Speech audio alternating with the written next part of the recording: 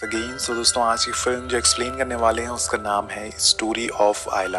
दोस्तों, आप सभी लोगों ने बजरंगी भाईजान जरूर देखी होगी। ये फिल्म भी कुछ उसी तरह की है। एक सोल्जर एक बच्ची को बचाने के लिए सारी हदें पार कर देता है, जिसे देख के पूरी दुनिया की आंखें नम हो जाती है। दोस्तों, ये किसी राइटर की लिखी हुई कोई कहानी नहीं है, बल्कि असली घटना पर आधारित फिल्म है। सो गाइस, कहानी की शुरुआत होती है साउथ कोरिया के एक छोटे से गांव से, जहां पर साल चल रहा है 1950। गांव में चारों तरफ खुशियों का माहौल है और उन्हीं में से हम एक छोटे से परिवार को देखते हैं जिनकी एक सियोल नाम की बेटी है। पूरा परिवार साथ में एक अच्छा समय बिता रहा है, लेकिन तभी आसमान से बॉम्ब गिरना चालू हो जाते हैं जो इनकी सारी खुशियों को तबाह कर देते हैं। दरअसल इस समय नॉर्थ और साउथ कोरिया के बीच में जंग छिड़ी हुई है और यही वजह है कि दोनों देश के फाइटर प्लेन्स एक दूसरे के ऊपर धमाके कर रहे हैं। इस धमाके से बचने के लिए सियोल की माँ उसे एक जगह छुपा देती है और उसे ये कह के वहाँ से चली जाती है कि तुम यहीं रहना, मैं थोड़ी देर में वापस आती हूँ। लेकिन 7 साल की मासूम सियोल को नहीं पता कि वो अपनी माँ को आखिरी बार देख रही है। और कुछ देर बाद पूरे गांव के लोगों को नॉर्थ कोरिया के सोल्जर मार देते हैं और जो लोग बचते हैं उन्हें कैदी बना लिया जाता है। लेकिन वो लोग सियोल को नहीं ढूंढ पाते और वहीं हम सियोल को देखते हैं जो अभी भी अपनी माँ के इंतजार में रो रही थी कि शायद उसकी माँ वापस आ जाएगी, और उसे नहीं पता कि उसकी माँ इस दुनिया में नहीं है। अब यहाँ से सीन शिफ्ट होता है और हम अपनी कहानी के मेन किरदार सुलेमान को देखते हैं, जो टर्की में रहता है और एक सोल्जर है। सुलेमान अपने कुछ दोस्तों के साथ साइकिल पे कहीं जा रहा है, लेकिन रास्ते में उसे एक नूरान नाम की लड़की दिखती है जो उसे बहुत प्यार करती है और सुलेमान भी उसे बहुत ही चाहता है। उसके जाने के बाद नूरान की दोस्त उसे बताती है कि अभी कोरिया में जंग चल रही है और हो सकता है कि सुलेमान और उसके दोस्तों को इस जंग में भेजा जाए। ये सुनकर नूरान घबरा जाती है क्योंकि वो नहीं चाहती कि सुलेमान उसे दूर जाए, और फिर दोस्तों वही होता है जिसका नूरान को डर था। सुलेमान को आर्मी चीफ बुलाते हैं और उसे बताते हैं कि साउथ कोरिया की आर्मी ने हमें एक लेटर भेजा है कि उन्हें हमारी मदद चाहिए और हम वहाँ अपने सैनिकों को भेज रहे हैं जिसमें तुम भी शामिल हो। अब रात में सुलेमान ये बात नूरान को बताता है, लेकिन ये सुन के वो जरा भी खुश नहीं होती। वो उसे गुस्सा हो जाती है और कहती है कि तुम्हें वहां जाने की क्या जरूरत है, और भी लोग हैं जिन्हें आर्मी भेज सकते हैं। नूरान उसे जंग में नहीं जाने देना चाहती क्योंकि उसे डर है कहीं वो सुलेमान को खो ना दे, लेकिन वो उसे समझाता है कि साउथ कोरिया को हमारे देश की ज़रूरत है और मेरे देश को मेरी ज़रूरत है, इसलिए मुझे जाना होगा। अब इसके बाद वो उसे गुड बाय बोल के अपने दोस्त अली और अपनी पूरी टीम के साथ कोरिया के लिए निकल जाता है। वो अपनी फैमिली को एक लेटर भेज के इस बारे में बताता है और ये सुनकर उसके माँ बाप को उसकी फिक्र होने लगती है, लेकिन वो उस पर प्राउड भी करते हैं। वो एक लेटर नूरान को भी भेजता है जिसमें वो अपनी दिल की बात उसे लिखता है कि वो उसे बहुत ही प्यार करता है और जल्द ही उसे मिलने वापस आएगा। वेल गाइज, यहाँ हमें पता चलता है कि सुलेमान दिल का बहुत ही साफ और अच्छा इंसान है, क्योंकि दोस्तों एक दिन उसके रूम में कुछ चींटियां आ जाती है और वो उन्हें मारने के बजाय उन्हें खाना खिलाता है। और ये सीन हमें बताता है कि सुलेमान जंग नहीं चाहता, बल्कि वो हमेशा शांति और खुशी से अपनी जिंदगी जीना चाहता है। लेकिन इस बात से उसके दोस्त और सीनियर सोच में पड़ जाते हैं कि जो इंसान चींटियों को मार नहीं सकता वो जंग में कैसे लड़ेगा।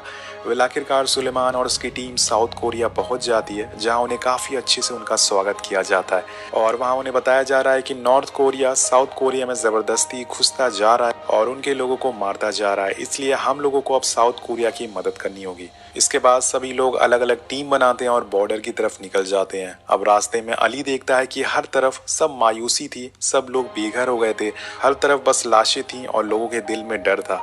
अब वो लोग एक जगह रुकते हैं जहां उसका साथी उसे बताता है कि अमेरिका का कहना है कि अब ये जंग खत्म होने वाली है और हम लोग जल्दी ही घर वापस जा सकते हैं। लेकिन सुलेमान की किस्मत में कुछ और ही लिखा होता है। तभी हम देखते हैं कि अचानक से वहां नॉर्थ कोरिया के जहाज हमला करना चालू कर देते हैं, जिसमें काफी लोग मारे जाते हैं। अभी दोस्तों इस हमले की वजह से कम्युनिकेशन भी टूट जाता है, जिसकी वजह से वो लोग अब किसी से मदद भी नहीं मांग सकते हैं। ये सब देखकर इन्हें समझ आ जाता है कि ये जंग इतनी आसानी से ख़त्म नहीं होने वाली है। और वहीं दूसरी तरफ टर्की में खबर फैला दी जाती है कि अब जंग ख़त्म हो गई है, जिसे देखकर नूरान काफ़ी खुश होती है, लेकिन वो इस बात से अनजान थी कि वहाँ सुलेमान के साथ क्या क्या हो रहा है। अब सुलेमान के साथ उसके दो साथी एक जीप में शहर की तरफ जाने का सोचते हैं ताकि वो अपने सीनियर से ऑर्डर ले सकें, लेकिन बीच रास्ते में पहुंचते ही दुश्मन उन पर हमला कर देते हैं और इन लोगों को अपनी जान बचाकर पैदल ही सफर तय करना पड़ता है। अब तीनों लोग जंगल के रास्ते आगे बढ़ते हैं कि तभी उन्हें एक सुनसान जगह दिखती है जहां हर तरफ बस लोगों की लाशें ही लाशें थी और तभी अचानक से उन्हें किसी बच्चे की रोने की आवाज़ सुनाई देती है। जब सुलेमान उस आवाज़ को ढूंढता है, उसे फॉलो करता है, तो उसे एक बच्ची मिलती है और ये बच्ची कोई और नहीं बल्कि सियोल थी। सियोल इतने दिनों के बाद भी अपनी माँ की लाश के पास ही बैठी थी और रो रही थी। सुलेमान उस बच्ची की तरफ दोस्ती का हाथ बढ़ाता है और सियोल बिना कुछ सोचे समझे उसके पास चली जाती है, जिसके बाद वो लोग उसे अपने कैंप लेके आते हैं, जहाँ उसका दोस्त पूछता है कि क्या ये बच्ची नॉर्थ कोरिया की है या फिर साउथ कोरिया की है। तो सुलेमान कहता है कि हमें इस बारे में नहीं सोचना चाहिए कि ये बच्ची साउथ कोरिया की है या नॉर्थ कोरिया की है, हमें फिलहाल इसकी मदद करना चाहिए, इसका ख्याल रखना चाहिए। इसके बाद सुलेमान उसका नाम आयला रख देता है, जिसका मतलब होता है चांद का टुकड़ा। यहाँ से सीन शिफ्ट होता है और हम जनरल को अपने ऑफिसर से बात करते हुए देखते हैं, जहाँ वो बताते हैं कि इस लड़ाई में नॉर्थ कोरिया के साथ चाइना दे रहा है और साउथ कोरिया के साथ टर्की और अमेरिका है। वहीं हम देखते हैं कि आयला अब सुलेमान के साथ ही रहने लग गई है। वो उसका साथ एक सेकंड के लिए भी नहीं छोड़ती और एक दिन सभी लोग बॉर्डर पर जा रहे होते हैं और रास्ते में इनकी कार खराब हो जाती है। सुलेमान और उसके साथी वहीं रुकते हैं और बाकी सोल्जर वहां से आगे निकल जाते हैं। तभी इन्हें अकेला देखकर कुछ चाइनीज सोल्जर इन पर हमला कर देते हैं और सुलेमान के साथ आयला भी थी। उसकी जान खतरे में देखकर सुलेमान अपनी जिंदगी में पहली बार किसी को मारने का सोचता है। वो अपने दिमाग का इस्तेमाल करता है और बिना बंदूक उठाए कुछ सैनिक को मार डालता है। और जब इस धमाके की आवाज़ उसके बाकी सैनिक सुनते हैं तो वो भागते हुए उसकी मदद करने आते हैं। और इधर सुलेमान और उसके साथी बड़ी बहादुरी के साथ दुश्मनों से लड़ रहे थे। और एक समय ऐसा आता है कि एक सोल्जर सुलेमान को मारने वाला था, लेकिन तभी उसके साथी वापस आ जाते हैं और सुलेमान को बचा लेते हैं। अब इस हादसे में सुलेमान बहुत ही जख्मी हो गया था, उसे फौरन हॉस्पिटल में एडमिट कराया जाता है।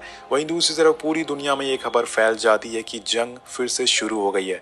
जब ये बात नूरान को पता चलती है तो वो पूरी तरह से टूट जाती है, वो रोने लगती है। वहीं हॉस्पिटल में सुलेमान पूरी रात बेहोश रहता है, पर जब उसे होश आता है तो वो देखता है कि आयला उसके पास ही बैठी है। उसका दोस्त अली उसे बताता है कि आयला पूरी रात उसके पास ही बैठी थी। ये सुन के सुलेमान बहुत ही खुश होता है, लेकिन जब ये बात साउथ कोरिया के चीफ को पता चलती है कि टर्की का एक सोल्जर हमारे देश की बच्ची का ख्याल रख रहा है, तो वो कहते हैं कि टर्की सोल्जर पहले ही हज़ारों मील तय करके हमारी मदद करने आए हैं और अब हम उन पर और बोझ नहीं डाल सकते। हमें अपने बच्चों का ख्याल खुद रखना होगा। अब ये बात सुलेमान को भी बताई जाती है, लेकिन वो आयला को अपने पास ही रखना चाहता है। अब सीनियर उसे बताते हैं कि कुछ ही दिनों में साउथ कोरिया तुम्हें बहादुरी का मेडल देने वाला है और उस दिन तुम्हें आयला को लेके वहां नहीं जाना है। और अब फाइनली कुछ दिन बाद सभी सोल्जर को बहादुरी का मेडल दिया जाता है, जिनमें सुलेमान भी होता है। वो आयला को सादिक के पास ही छोड़ कर आया था, लेकिन कुछ देर बाद वो देखता है कि आयला वहां आ गई है उसकी कार में छुपकर, और सभी लोग उस छोटी सी बच्ची की मासूमियत देखकर हंसने लगते हैं। और तब फैसला किया जाता है कि जब तक आयला का कोई रिलेटिव नहीं मिलता वो सुलेमान के पास ही रह सकती है। अब ये न्यूज़ अखबार में छप जाती है और जब ये खबर नूरान देखती है तो वो बहुत ही खुश होती है कि सुलेमान सही सलामत है, लेकिन वो उदास भी होती है क्योंकि सुलेमान उस बच्ची को बचाने के लिए कुछ भी कर सकता है, अपनी जान भी खतरे में डाल सकता है। और अब इसी तरह से कई दिन और महीने बीत जाते हैं और अब आयला और सुलेमान दोनों एक दूसरे के साथ रहने लगे थे। वो दोनों हर समय एक साथ रहते। पूरे कैंप में सभी लोग आयला के दोस्त बन चुके थे और आयला भी उनके साथ बहुत खुश थी। आयला के आने पर कैंप के सारे सैनिकों ने अपना दर्द कुछ समय के लिए भुला दिया था जो उन्हें जंग में मिला था, और आयला भी उसे अपना पिता मानने लगी थी। अब एक दिन वो एक पेंटिंग बनाती है जो सुलेमान की होती है, और ये देखकर सुलेमान भी समझ जाता है कि आयला उसे कितना प्यार करती है। इसके बाद हम देखते हैं कि एक दिन टोक्यो में काफ़ी बड़ा मेला लगता है, तो सुलेमान और उसके साथी डिसाइड करते हैं कि वो आयला को लेके वहाँ जाएंगे ताकि उसे कुछ अच्छा फील हो सके। वो तीनों साइकिल पे घूमते हैं और साथ में फ़ोटोज़ भी क्लिक करते हैं, लेकिन जब आयला सो जाती है तो सबको इस बात की फिक्र होने लगती है कि जब कुछ दिन बाद उन्हें टर्की वापस जाना होगा तो वो आयला के बिना कैसे रहेंगे, आयला का क्या होगा। इसी तरह से कुछ और दिन बीत जाते हैं और एक दिन सुलेमान का दोस्त उसके पास आता है और उसे बताता है कि पास के ही गांव में कुछ लोग खुद को आयला का रिलेटिव बता रहे हैं। तो सुलेमान उससे कहता है कि तुम ये बात किसी को भी मत बताना, मैं खुद जाके उन लोगों से मिलना चाहूँगा। अब रात होते ही वो उनसे मिलने के लिए निकल जाता है, लेकिन दोस्तों ये एक दुश्मन की चाल होती है और उन्हें पता होता है कि सुलेमान ज़रूर आएगा, इसलिए उसके आते ही वो लोग उसे किडनैप कर लेते हैं। पर इस बात की खबर अली को भी लग जाती है। वो फ़ौरन सादिक की बाइक लेके वहाँ जाता है और सुलेमान को उनके पास से छुड़ा के वापस लाता है। अब यहाँ से सीन शिफ्ट होता है और हमें पता चलता है कि अली मार्लिन मोनरो का कुछ ज़्यादा ही बड़ा फ़ैन है। वो उसके कॉन्सर्ट में जाना चाहता है, लेकिन ड्यूटी की वजह से वो नहीं जा पाता। वो चाहता था कि उसकी जगह कोई ड्यूटी करे, लेकिन सुलेमान उसे समझाता है कि वो उसके लिए उसका ऑटोग्राफ लेके ज़रूर आएगा और वो ड्यूटी पर ही रहे। और होता भी ऐसा ही है दोस्तों। सुलेमान आयला को लेके मार्लिन के कॉन्सर्ट में जाता है और वहाँ वो आयला की मदद से मार्लिन का ऑटोग्राफ ले लेता है ताकि वो अली का सपना पूरा कर सके। लेकिन तभी हम देखते हैं कि अली को ड्यूटी करते समय एक गोली लग जाती है और उसकी वहीं मौत हो जाती है। यहाँ सुलेमान अपने बचपन के दोस्त अली को खो देता है। वो उसकी कब्र पर बहुत ही रोता है और उसे रोता देखकर आयला भी रोने लगती है। और अब यहाँ दोस्तों टर्किश आर्मी को साउथ कोरिया में पूरे 1 साल बीत जाते हैं और साउथ कोरिया में अब जंग खत्म होने की कगार पर थी। इसलिए सुलेमान और उसके बटालियन के सभी सोल्जर को घर भेजा जा रहा था। लेकिन सुलेमान रुकने का फैसला करता है क्योंकि वो आयला को अकेले छोड़कर नहीं जा सकता। अब सारे लोग आयला को बाय बोलकर वापस टर्की चले जाते हैं और कुछ दिन बाद एक नई टीम टर्की से यहाँ आती है। अब सुलेमान के वापस ना आने से उसके माँ बाप और नूरान बहुत ही नाराज होते हैं, लेकिन वो कुछ कर नहीं सकते थे। वेल एक दिन हम देखते हैं कि रेडियो पर एक गाना बजता है जो कि नूरान की रिक्वेस्ट पे बजाया जा रहा था। और जब वो गाना सुलेमान सुनता है तो वो रोने लगता है क्योंकि उसे पता था कि ये गाना नूरान के कहने पे बजाया जा रहा है। लेकिन जब यही गाना सुलेमान की बचपन की दोस्त निमित सुनती है तो उसका दिल टूट जाता है क्योंकि वो सुलेमान से बचपन से प्यार करती थी। लेकिन आज उसे पता चल गया है कि सुलेमान किसी और से प्यार करता है।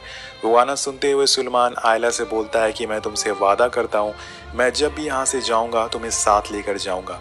अब कुछ दिन बाद सुलेमान अपने सीनियर के पास जाता है और आयला को साथ ले जाने की परमिशन मांगता है। लेकिन उसके सीनियर उससे बहुत नाराज़ होते हैं और बोलते हैं कि जब तक तुम आर्मी में हो तुम्हें आर्मी का ऑर्डर मानना होगा, तुम्हें अकेले ही वापस घर जाना होगा और आयला को यहीं छोड़ना पड़ेगा। जिसके बाद वो लोग उसे एक कोरियन टीचर से मिलवाते हैं जो आयला को अपने साथ अपने अनाथ आश्रम में रखना चाहती है। वो कहती है कि उसके साथ और भी बच्चे हैं जो पढ़ाई करते हैं, वो आयला का भी ख्याल रखेगी। अब सुलेमान कहता है कि उसे ये बात आयला को समझाने में समय लग सकता है, उसे थोड़ा सा वक्त चाहिए। जिसके बाद वो खुद आयला को अनाथ आश्रम छोड़कर आएगा।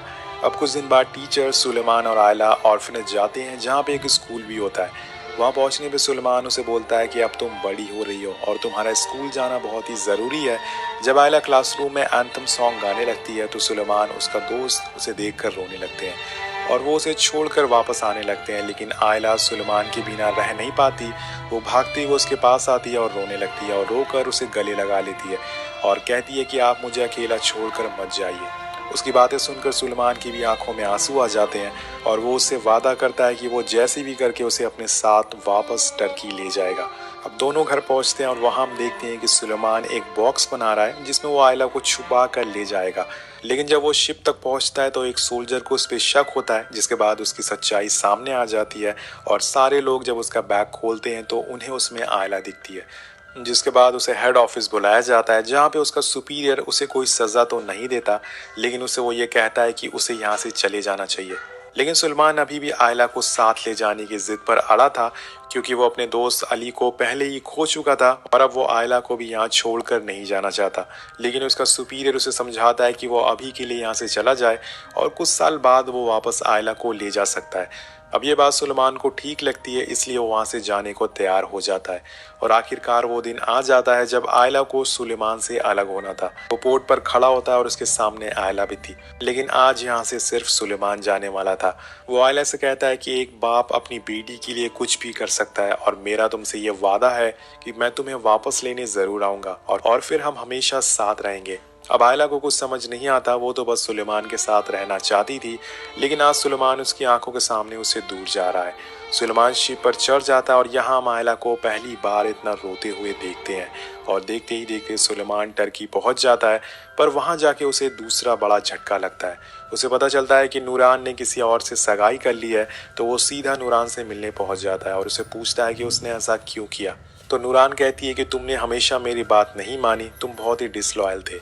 उस बच्ची के लिए तुमने मुझे अकेला छोड़ दिया, इसलिए मुझे एंगेजमेंट करनी पड़ी और अब मैं तुम्हारे साथ नहीं रह सकती। अब सुलेमान भी फैसला करता है कि अब वो यहाँ नहीं रहेगा। वो सब कुछ छोड़कर अपने माँ बाप के पास चला जाता है, लेकिन जाते जाते वो अपने बचपन की दोस्त निमित से शादी कर लेता है जो उसे हमेशा से प्यार करती थी। अब शादी के काफ़ी दिन हो जाते हैं, लेकिन सुलेमान अभी भी आयला के बारे में ही सोच रहा था। तो निमित उसे परेशान देखकर फैसला करती है कि वो सुलेमान के लिए आयला को ढूंढेगी।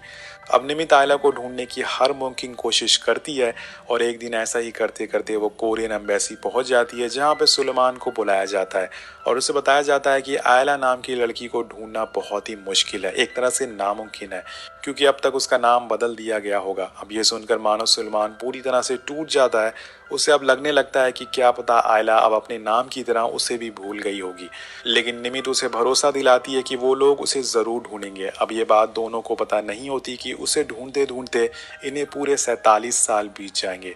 और इसके बाद हम 47 साल बाद का समय दिखाया जाता है, जहाँ पर सुलेमान और निमित अब बूढ़े हो चुके हैं। हमें पता चलता है कि इस्तांबुल में एक बहुत बड़ा भूकंप आया है, तो सारे लोग अपने घरों से बाहर आ जाते हैं, लेकिन सुलेमान वापस घर के अंदर जाता है और उसके पास जो भी आयला से जुड़ी हुई चीजें थी वो उसे संभाल कर रख लेता है। अब ये देखकर आपको पता चल गया होगा कि इतने सालों बाद भी आज भी वो आयला को भूल नहीं पाया है, वो अभी भी उसे ढूंढता रहता है। अब सीन शिफ्ट होता है और हम साल 2002 देखते हैं। आज फीफा वर्ल्ड कप का मैच होता है, जिसमें साउथ कोरिया और जापान की टीम आपस में खेल रही है और उस मैच के अंदर भी सुलेमान आयला को ढूंढने की कोशिश करता है कि शायद कहीं उसे आयला मिल जाए, लेकिन इन सब की वजह से उसकी असली बेटी बहुत ही परेशान हो चुकी है। वो चाहती थी कि उसके पिता आयला को ढूंढना बंद करें और अपनी फैमिली के बारे में सोचे, लेकिन 48 साल बाद आज भी सुलेमान की आंखों के सामने बस आयला का ही मासूम चेहरा आता है। वेल गाइस, एक दिन हम देखते हैं कि निमित के पास एक कॉल आता है जो कि रिपोर्टर का था। वो उन्हें बताती है कि वो सुलेमान की कहानी पर एक फिल्म बनाना चाहती है और वो आयला को भी ढूंढने में मदद करेगी। ये सुनकर सलमान और निमित दोनों बहुत ही खुश हो जाते हैं और उससे मिलने जाते हैं। अब सुलेमान उसे अपनी पूरी कहानी बताता है, जिसके बाद वो रिपोर्टर उसे ढूंढने के लिए निकल जाती है। कुछ हफ्तों बाद उसे आयला के साथ पढ़ने वाले कुछ दोस्त मिलते हैं, जिन्होंने बताया था कि आयला हमेशा से एंथम गाया करती थी, और ये सब सुनकर सुलेमान की आंखों में आंसू आ जाते हैं। अब कुछ ही पल बाद उस राइटर के पास एक कॉल आता है, जिसमें उसे बताया जाता है कि एक औरत जो खुद को आयला बता रही है। ये सुनकर वो फौरन उस लेडी से मिलने निकल जाती है, लेकिन ये बात सुलेमान को नहीं बताई जाती। और जब वो राइटर उसे सुलेमान और आयला की बचपन की फोटो से दिखाती है तो वो उसे चूमने लगती है। यानी कि दोस्तों, ये वही आयला है जिसे सुलेमान ने अपनी पूरी उम्र ढूंढने में लगा दिया था। और आयला कहती है कि वो अपने डैड से जल्द मिलना चाहती है। और दोस्तों, इसके बाद जो सीन आता है वो पूरी फिल्म में सबसे ज़्यादा इमोशनल सीन होने वाला था। हम 2010 का समय देखते हैं, जहां पर पूरे 60 साल बाद सुलेमान एक बार दोबारा से साउथ कोरिया आता है और कहता है कि कोरिया बहुत ही बदल गया है। पता नहीं कैसे मेरी बेटी आयला यहाँ पर सरवाइव कर पाई होगी। अब आयला से मिलने के लिए वो एक पार्क में उसका इंतजार करता है, और जब वो आयला को देखता है तो पहली नज़र में ही उसे पहचान लेता है और गले से लगा लेता है, और वो दोनों एक दूसरे को देखकर रोने लगते हैं। और यहाँ पर हमें उसका किया वादा दिखाया जाता है, जो उसने 60 साल पहले किया था कि एक बाप अपनी बेटी के लिए कुछ भी कर सकता है। उसने आयला से कहा था कि वो उसे लेने वापस ज़रूर आएगा, और आज वो उसे वापस लेने आ गया। ये वादा निभाने में ज़रूर सुलेमान को 60 साल लग गए होंगे, लेकिन उसने अपना प्रॉमिस नहीं तोड़ा। अब कहानी के आखिर में हमें रियल फुटेज दिखाई जाती है जब सुलेमान आयला से मिले थे, और ये सीन देखकर वहाँ खड़े सभी लोगों की आंखों में आंसू आ जाते हैं। ये कहानी देख के आपको एक लाइन ज़रूर याद आ गई होगी कि अगर किसी चीज़ को दिल से चाहो तो पूरी कायनात उसे तुमसे मिलाने की साजिश में लग जाती है। और इसी के साथ ये खूबसूरत कहानी यहीं ख़त्म हो जाती है। आपको ये कहानी कैसी लगी नीचे कमेंट करके ज़रूर बताएगा, और दोस्तों हमें इंस्टाग्राम पे भी ज़रूर फॉलो करिएगा। मिलते हैं आपसे अगले वीडियो में। Thank you so much watching. Piece.